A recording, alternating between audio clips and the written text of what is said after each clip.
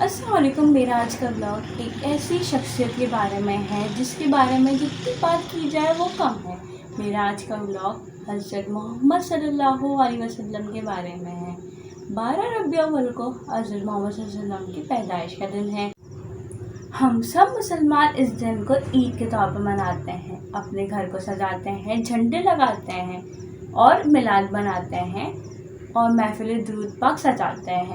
अब मैं आप लोगों के साथ आप वसल्लम के पैदाइश के दौर के बारे में शेयर करूँगी। तो स्टार्ट करते हैं अपनी वीडियो को। दोस्तों, अरब में ये रिवाज था कि जब कोई बच्चा पैदा होता था उसे दाइयों को सौंप दिया जाता था ताकि उसे अरबी आ सके, और इसी तरह आप सल्लल्लाहु अलैहि वसल्लम को भी दाई हलीमा को सौंप दिया गया था।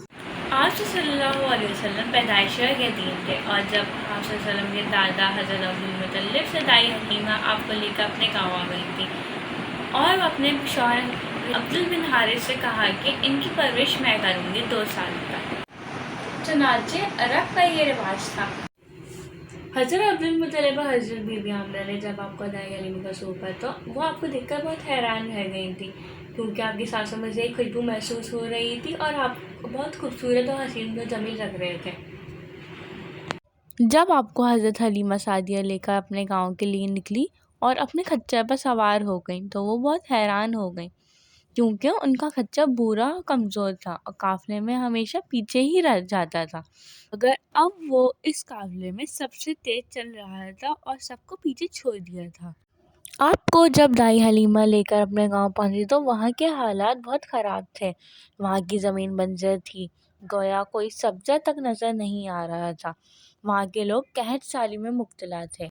आप सल्लल्लाहु अलैहि वसल्लम के आने के बाद जब बकरियां और मवेशी चरकर वापस आए तो इनसे बाकसर दूध हासिल हुआ। अल्लाह ने बारिश बरसाई, ज़मीन से अनाज उगाना शुरू हुआ, और इस साल अपना चैन और आराम अहले अरब को हासिल हुआ कि इस बरस का नाम सन्नतुल अरफा वल अब्तहाज रख दिया, और ये सब करामात आप सल्लल्लाहु अलैहि वसल्लम की बरकत से हो रही थी। मक्का में आप सल्लल्लाहु अलैहि वसल्लम की इमानत और दियानत की वजह से आपको सादिक और अमीन कहा जाता था। आपका ये लक़ब बहुत मशहूर हो गया था। लोग आपको अपनी कीमती चीज़ें अमानत के तौर पर रखवाते थे। एक रोज़ आपके दादा हज़रत अबू मुत्तलिब ने आपको तिजारत की गर्ज से शाम जाने को कहा और आपसे कहा कि हज़रत खदीजा से मिलकर उनका माल तिजारत के लिए लेकर जाएं, क्योंकि आपकी अमानत और दियानत के किस्से हज़रत खदीजा उल कुबरा तक पहुंच चुके हैं। तो आपने कहा कि ऐसा मुमकिन नहीं, हज़रत खदीजा खुद कोई अपना बंदा भेजें मेरे पास, और फिर ऐसा ही हुआ। हज़रत खदीजा ने आपके पास एक आदमी भेजा और आपको बुलाया, और हज़रत खदीजा ने कहा कि मैं आपकी इमानत के किस्से सुन चुकी हूँ और मुझे एक ऐसे ही आदमी की ज़रूरत थी जो मेरा माल शाम तक ले जा सके। जो मुआवजा मैं दूसरों को देती हूँ उससे दुगना मुआवजा मैं आपको दूंगी। आप सब उनकी बात मान गई। फिर जब आप सामान लेकर शाम रवाना हुए तो हज़रत खदीजा का गुलाम मैसरा भी आपके साथ था। हज़रत खदीजा ने मैसरा को कहा था कि किसी मामले में इनकी नाफरमानी मत करना और इनकी किसी बात से इख्तिलाफ मत करना तिजारत के काम में।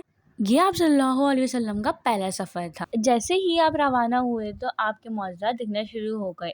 एक बादल ने आपके ऊपर साया कर लिया और आपके साथ चलता रहा। जब आप बसरा पहुँचे तो एक दरख्त के नीचे उतरे। वो दरख्त एक ईसाई नेसरी की खानका के सामने था।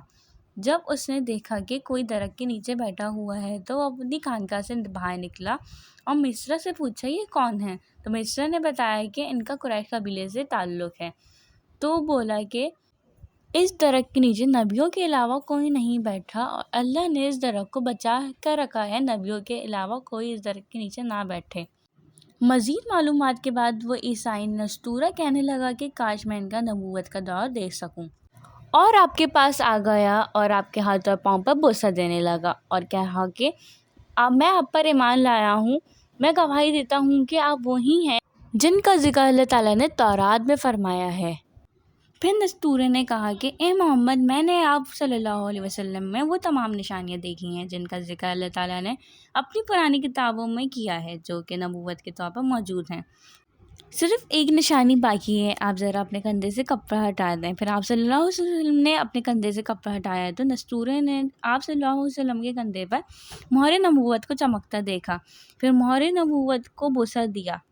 اور کہا کہ اللہ کے سوا کوئی عبادت کے لائق نہیں، آپ اللہ کے آخری نبی ہیں۔ آپ کے بارے میں حضرت عیسیٰ ابن مریم نے خوشخبری دی تھی کہ میرے بعد اس درخت کے نیچے کوئی نہیں بیٹھے گا سوائے اس پیغمبر کے جو امی یعنی ان پڑھ، ہاشمی، عربی اور مکی یعنی مکہ میں رہنے والے ہوں گے۔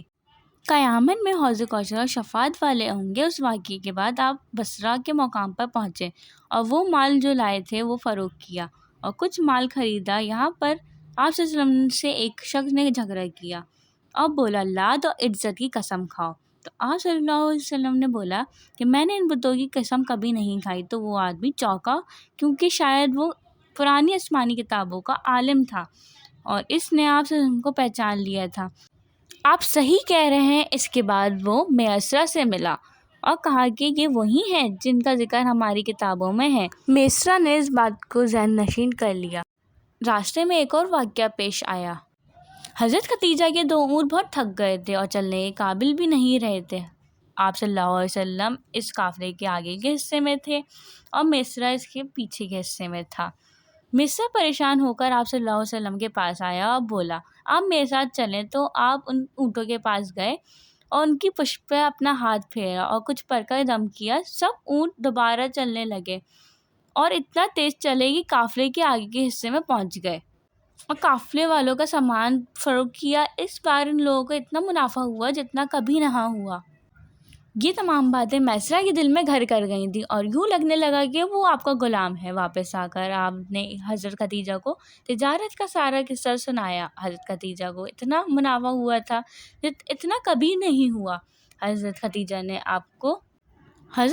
نے آپ کو آتے ہوئے دور سے ہی دیکھ لیا تھا کہ آپ نے دیکھا آپ سے ان کے اوپر 2 فرشتوں نے سایہ کیا ہوا ہے۔ حضرت خدیجہ نے جب میسرہ کو بلایا اور دریافت کیا کہ میں نے فرشتوں کو ان کے اوپر سایہ کرے ہوئے دیکھا ہے، کہ تم نے بھی ایسا کچھ دیکھا ہے؟ تو میسرہ نے سارا قصہ بیان کر دیا۔ حضرت خدیجہ حیران ہو گئی اور سارا قصہ اپنے چچا زاد بھائی ورقہ بن نوفل کو سنایا۔ وہ اس وقت یہودی تھے۔ نوفل نے کہا کہ اے محمد اس امت کے نبی ہیں، دنیا کو ان کا انتظار تھا۔